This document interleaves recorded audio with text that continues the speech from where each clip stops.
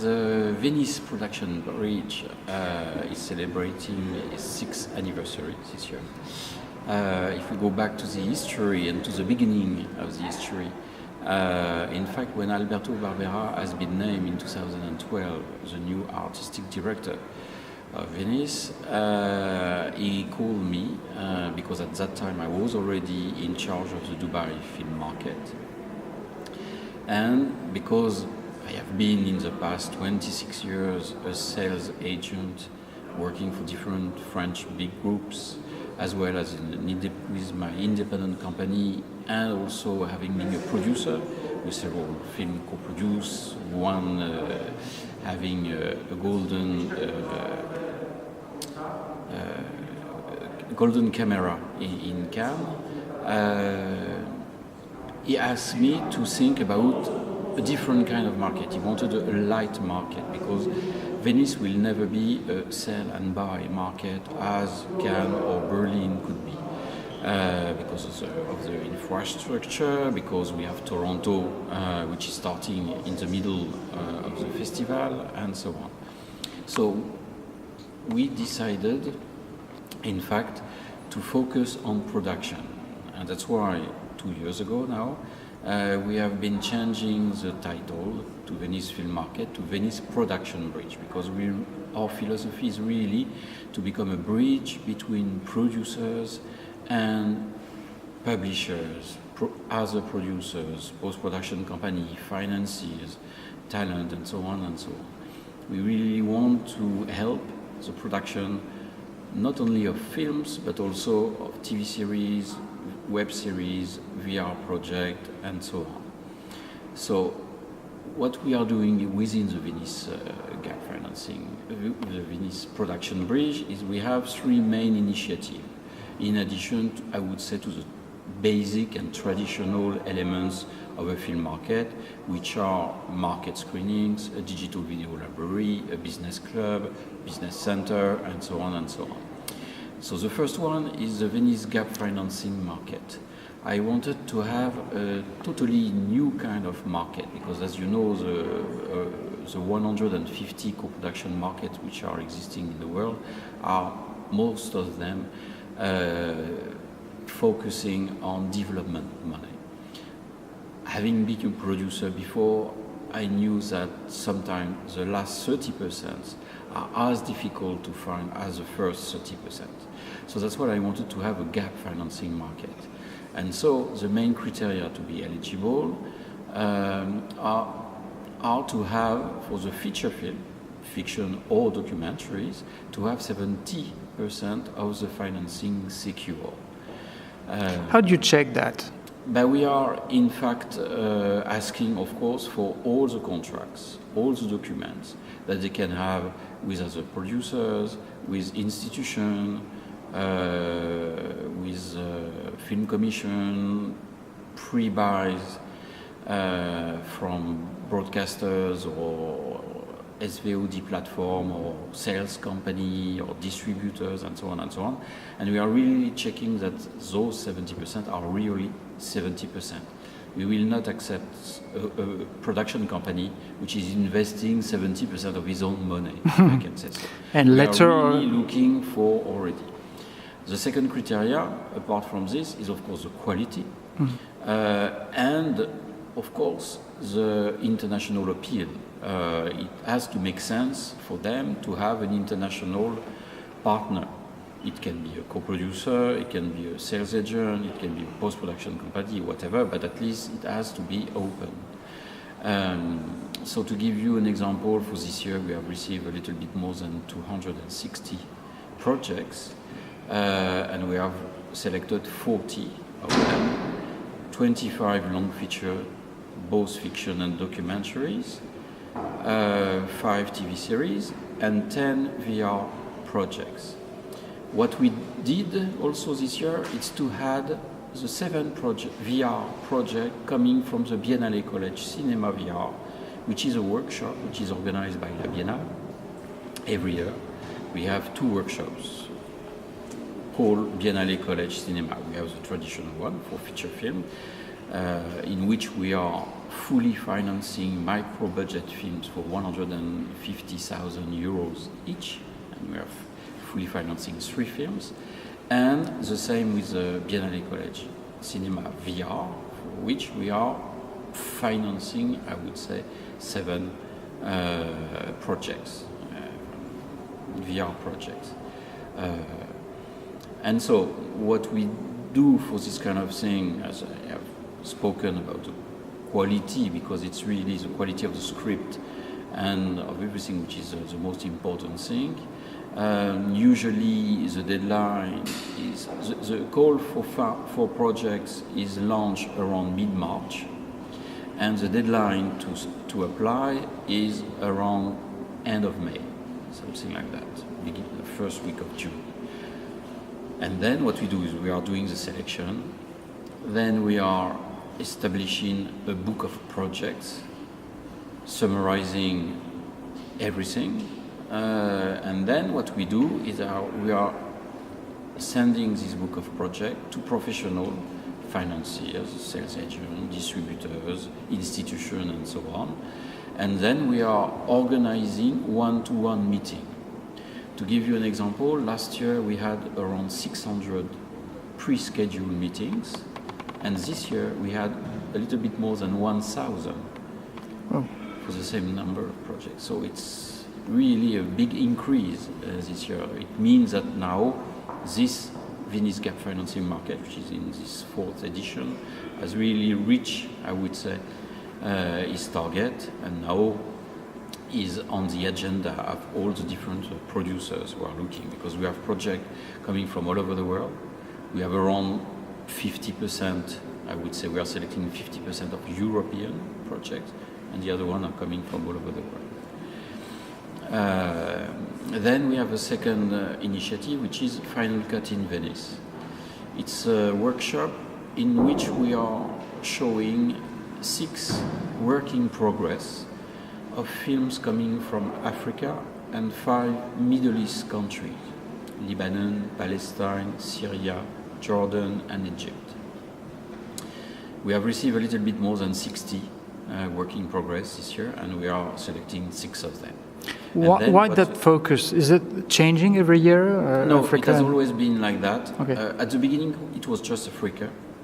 And then what we did, it's, sorry, I made a mistake, it's not Egypt, it's Lebanon, because it's in Africa, Egypt, the Middle East country. And then we added those 5 Middle East countries, including Lebanon. In fact, it was an initiative which was developed before and by San Sebastian, and they stopped it. And the founders, if I can say so, of this initiative, Thierry Lenouvelle and Alessandra Speciale, came to us to see if Venice could be hosting this initiative, and we said it was, I would say, going into the philosophy we were doing, which is also helping the producers, once the film is almost done, like gap financing, final cut, to find the additional money to complete the film or to complete the post-production, so that they can be, after that, distributed everywhere. Does that compete somehow to the Locarno? Not really, I would say. You have more and more now. We have been doing, it's the 5th edition already in Venice. We have a lot of work in progress initiative in a lot of different festivals. I think the particularity of this one is that we are perhaps a little, I have to say, perhaps a little really more focusing on the quality of the project, which means that as for the gap financing, we have every year films which are after that completed and goes to competition in Berlin, in Cannes, in Venice, sometimes in other festivals like Toronto and so on, even if it's not in competition. And every year we have this. For instance, if we speak about Final Cut in Venice, last year we had Felicity, which has been completed thanks to this workshop, and who won the Silver Bear in Berlin beginning of this year.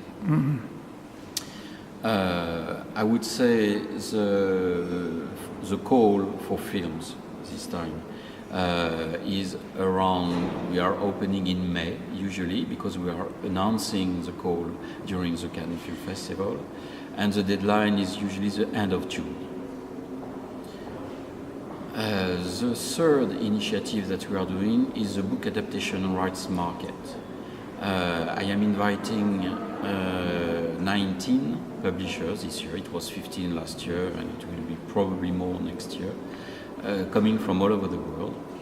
You have some very known publishers like Planeta, Gallimard, Darko, Kadokawa, which is the biggest Japanese publisher, and so on. And the aim, on the contrary of Cannes or Berlin, is that we are not selecting one book. What I am asking to those publishers is to come with all their back catalog, their new titles as well as their, I would say, catalog, and to really find a relationship, to trigger a relationship with a producer in order to know him a little bit better, to know what sensibility he has, what kind of film, books, or children literature, or graphic novel he is looking for, and so on, so that not only during the Venice book adaptation rights market, but after that, throughout the year, they can, as soon as they have a new book coming or whatever, think, okay, this producer is looking for this kind of story or this kind of thing, and so sending them the thing. They have been very pleased. What I have organized also with them, it's a pitch, first of all, in front of the professional, in order for them to allow them to present their publishing company. And so they have been doing quite a lot of meetings, in fact, this year. And so I would say, as you know, we have also organized and focused this year on virtual reality. So in addition to all the different professional panels that I am organizing here, we have the European Film Forum for 2 years now, which is organized together with the European Commission. So this year we had the new European Commissioner, Maria Gabriel, for Digital Economy and Society, who came to speak about the future of media. We had also the Ministry of Culture from Italy, Mr. Franceschini. We had the Secretary of State for European Affairs, Mr. Sandro Gozzi, who came also, and a lot of known personality and expert, because this year the topic of the panel was about VR. VR within the industry, the audiovisual industry, but also the impact of VR on the society. And so, in addition to all this, we have also created a VR island with a VR theater with 50 seats, which means that even each spectator has, of course, his own gear, his own seat, which is turning at 360 degrees, but they are seeing the same thing at the same time. And then after that, in the second aisle of this new island, which is called Lazaretto Vecchio, we have some stand-ups where they can really see what's the new VR project. And in the third island, we have installation, so they can be really part, I would say, of the VR experience they can have. And automatically, with all this focus, we have been the first A festival to open a VR section within the festival with a dedicated jury. And we are showing VR films, some of them directed by very famous directors like Laurie Anderson or Tsai Ming Liang, and so on and so on. So it's something that is very important to us. It's to show I would say all the new technology which are existing today, and as we are doing when we do something, to do it really with really a big investment and big efforts and so on. And so this is something that we are going to keep on and even to develop year after year. I was very impressed by the VR initiative on the island. It's very impressive, and it's I must say very bluntly, that must cost like a fortune. I mean, my question is, all these initiatives in the Venice Production Bridge have a goal and have also a big cost. Can you tell us a little bit about the proportion of the global budget that's dedicated to the industry part, and why do you do this? That's very generous to say, okay, let's have the producers and the people with projects connect. We're happy that things grow from Venice, but what's your goal, and why you spend so much money? I don't know, but it's impressive, so it must cost something. Yes, it costs, but we have also some support, for instance, from media. Media is helping us for the Venice Gap Financing Market, for instance, for the Biennale College Cinema also. They are giving us some grants in order to develop everything, including the VR, the Biennale College Cinema VR, so they are also putting some money. We are also trying to find private sponsors. We have worked with Oculus, with Vive, and Sony. But our aim is really to be able to support and to help new talents, or even confirm directors, to go into this new, or to use this new technology, this new way of telling a story, of creating a different thing, because as you know, with traditional cinema, you have a rectangle in front of you, and so your mind sees a rectangle. With a VR, you have a sphere. So you have a totally different experience. And when you are watching a VR, you are just watching a VR. You can't do anything else. When you are watching a film or looking at the television, you can do something else at the same time. So it's totally a different kind of mind, and the mind has to adapt to this. And we do think that it's a role of a festival like Venice to help the coming out of new talent for this, because also it's a kind of, if I can say so, crossover also with all the other departments of La Biennale. It could be architecture, because VR is more and more used in architecture, art or dance or music or visual arts and so on. So this is, I would say, part of our and maybe one way also to put it is make sure that Venice stays attractive to the new talent from tomorrow, those of today and those of tomorrow. Absolutely. Make sure they come here.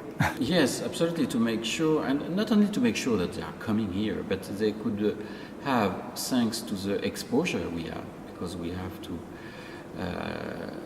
keep in mind that we have more than 3,500 journalists accredited to this festival, which is a really big number, which is bigger than Berlin, I think, less than Cannes, of course, but even though so it can give you, when you are shown in Venice, it can give you a really big exposure, and so it's very important, and that's why there is such a tough competition, also with other festivals, because they do know that the exposure we are giving to the films or to the project or to the talents can't be found anywhere else. How many professionals altogether? Just before starting the market, I had 1,900 professionals who were accredited, which is a little bit more already than last year, because last year we ended at 1,700.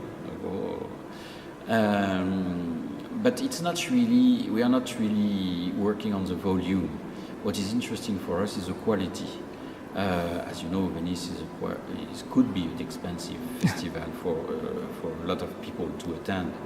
And so when a company is coming to Venice, is always sending a decision maker. It could be the president or the general manager or whatever, but it's always a key decision maker, which means that all the meetings which are done here, held here, are very efficient because they can be really efficient right on the spot. So this is it. I will never have 10,000 professionals, and it's not at all our aim. We want to keep it to have, I would say, a really high quality of professional attending the festival. How many buyers you would say? I think we should have around 350 buyers, something like that, around more than 450 producers, and so on, financiers, and so on and so on. So you're happy with 2017? Yes, I have to say yes. We can't say it every year, but I have to say that this year I am particularly happy because from the feedback I had up to today from the professionals is that they have really told us that we have reached another level within the market, and so we are really increasing, I would say. So, bravo! Grazie mille. Congratulations. Thank you, Thank Pascal. you.